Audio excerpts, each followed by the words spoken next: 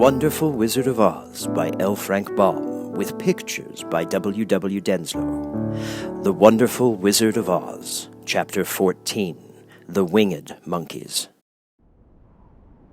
You will remember there was no road, not even a pathway between the castle of the Wicked Witch and the Emerald City. When the four travelers went in search of the Wicked Witch, she had seen them coming, and so sent the winged monkeys to bring them to her. It was much harder to find their way back through the big fields of buttercups and yellow daisies than it was being carried.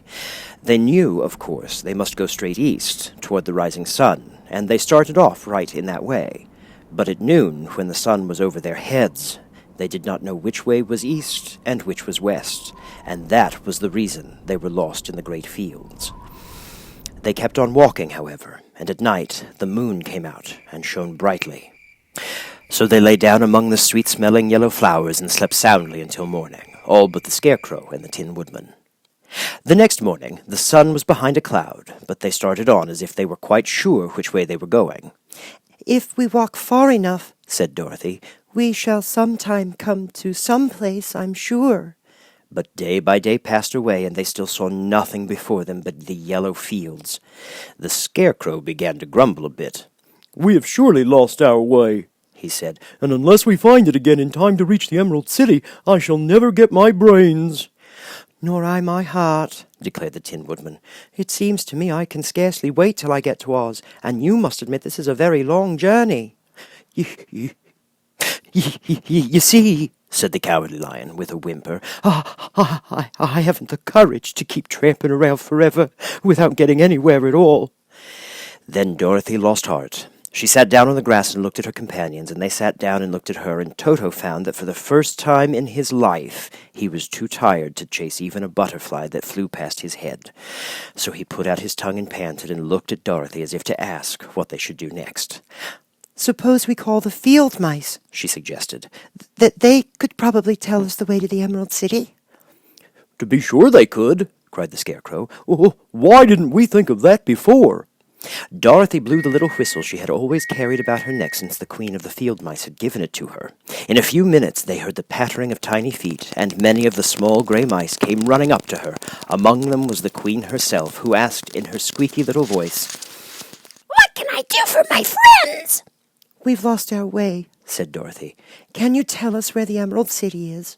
"Certainly," answered the Queen. "but it is a great way off, for you have had it at your back this whole time."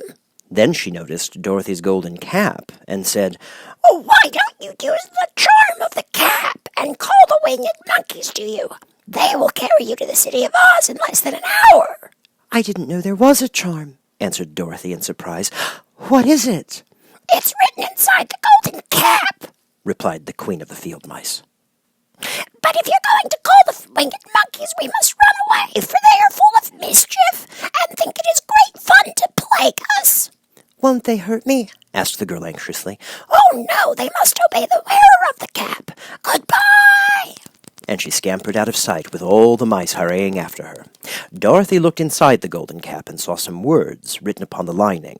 These, she thought, must be the charm, so she read the directions carefully and put the cap upon her head. "Epi, peppy, khaki," she said, standing on her left foot.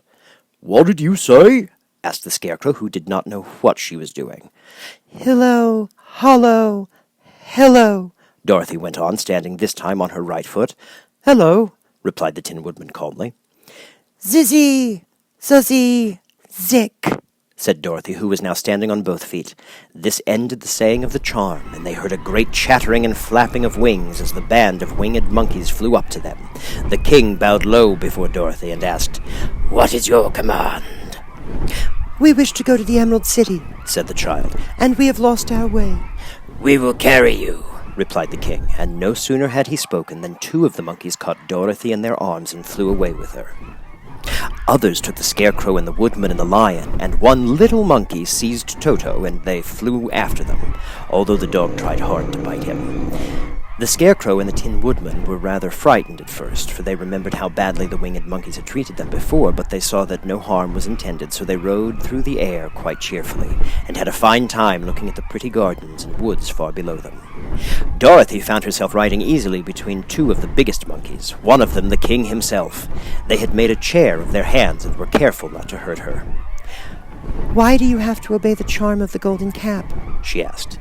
That is a long story, answered the king with a laugh. But we have a long journey before us. I will pass the time by telling you about it if you wish. I shall be glad to hear it, she replied. Once, began the leader, we were a free people living happily in the great forest, flying from tree to tree, eating nuts and fruit, and doing just as we pleased without calling anybody master. Perhaps some of us were rather too full of mischief at times, flying down to pull the tails of animals that had no wings, chasing birds and throwing nuts at the people who walked in the forest. But we were careless and happy and full of fun, and enjoyed every minute of the day. This was years ago, long before Oz came out of the clouds to rule over this land. There lived here then, away at the north, a beautiful princess who was also a powerful sorceress. All her magic was used to help the people, and she was never known to hurt anyone who was good. Her name was Galette, and she lived in a handsome palace built from great blocks of ruby. Everyone loved her, but her greatest sorrow was that she could find no one to love in return, since all the men were too stupid to mate with one so beautiful and wise. At last, however, she found a boy who was handsome and manly and wise beyond his years. Galette made up her mind that when he grew to be a man, she would make him her husband, so she took him to her ruby palace, and used all her magic powers to make him as strong and good and lovely as any woman could wish. When he grew to manhood, Kalala, as he was called, was said to be the best and wisest man in all the land, while his manly beauty was so great that Galette loved him dearly and hastened to make everything ready for the wedding. My grandfather was at that time the king of the winged monkeys, which lived in the forest near Galette's palace, and the old fellow loved a joke better than a good dinner. One day just before the wedding, my grandfather was flying out with his band when he saw Kalala walking beside the river. He was dressed in a rich costume of pink silk and purple velvet, and my grandfather thought he would see what he could do. At his word, the band flew down and seized Kalala, carried him in their arms until they were over the middle of the river, and then dropped him into the water. "Swim out, my fine fellow," cried my grandfather, "and see if the water has spotted your clothes."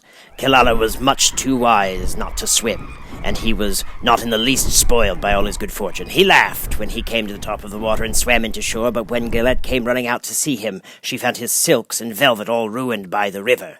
The princess was very angry, and she knew, of course, who did it, so had all the winged monkeys brought before her, and she said at first that their wings should be tied, and they should be treated as they had treated Kalala, and dropped in the river.